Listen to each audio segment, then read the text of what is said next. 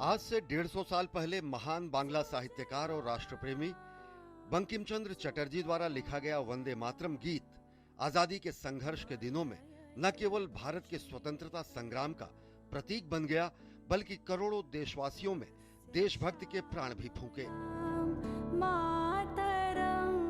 वंदे मातरम की रचना ब्रिटिश सत्ता के विरोध और देश प्रेम की भावना से ओतप्रोत एक ऐसी कहानी है जिसने स्वतंत्रता संघर्ष को नए आयाम दिए।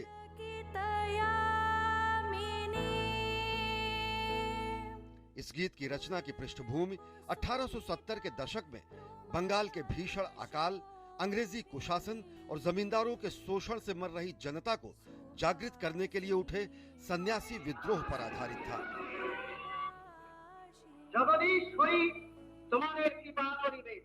वंदे मातरम प्रसिद्ध उपन्यास आनंद मठ का एक भाग है। दरअसल गुलामी के दिनों में ब्रिटिश सरकार ने एक तुगलकी फरमान जारी करते हुए कहा कि भारत में गॉड सेव द क्वीन नामक विदेशी गीत गाया जाएगा। राष्ट्रवादियों ने ब्रिटिश सरकार द्वारा थोपे जाने वाले इस औपनिवेशिक गीत को अपनाने से साफ इनकार कर दिया।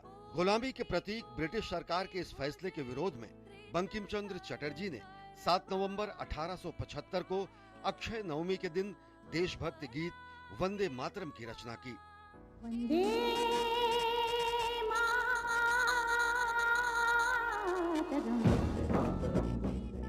दरअसल उस समय भारत में बड़े पैमाने पर सामाजिक, सांस्कृतिक और राजनीतिक परिवर्तन हो रहा था और राष्ट्रीय पहचान और विदेशी शासन के प्रति प्रतिरोध की भावना काफी प्रबल हो रही थी।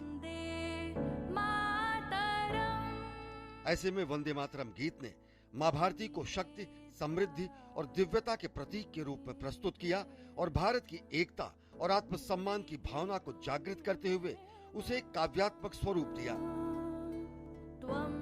जल्द ही ये गीत राष्ट्र के प्रति भक्ति, समर्पण और अमरता का प्रतीक बन गया और आज भी यह गीत भारत की भाषाई और सांस्कृतिक विविधता में एकता का प्रतीक है।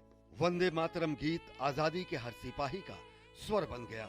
क्या क्रांतिकारी और क्या अहिंसा के पुजारी, सभी इसका उद्घोष करते थे और समय के साथ संस्कृत के दो शब्द वंदे और मातरम ने पूरे भारत और भारतीय भाषाओं को एकता के सूत्र में बांध दिया। स्वतंत्रता संग्राम के दिनों में विष्णु दिगंबर पुलस्कर वंदे मातरम को हर कांग्रेस अधिवेशन में गाते थे। एक बार तो मोहम्मद अली जब उन्हें रोकने की कोशिश की तो उन्होंने मोहम्मद अली की बातों को नकारते हुए इसे गाया।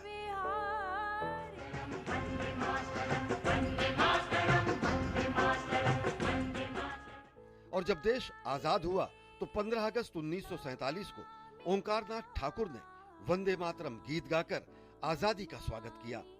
आजादी का प्रतीक और हमारे स्वतंत्रता संघर्ष की निशानी इस राष्ट्रीय गीत का अनेक भाषाओं में अनुवाद किया गया। प्रख्यात लेखक, कवि और स्वतंत्रता सेनानी सुब्रमण्यम भारती ने इसका तमिल में अनुवाद किया। स्वर कोकिला लता मंगेशकर ने कन्नड़ भाषा में वंदे मातरम की शानदार प्रस्तुति दी है। स्वतंत्रता की 50वीं वर्षगांठ के अवसर पर स्वस्थ न होने के बावजूद पंडित भीमसेन जोशी ने संसद भवन के सेंट्रल हॉल में खड़े होकर वंदे मातरम गीत गाया।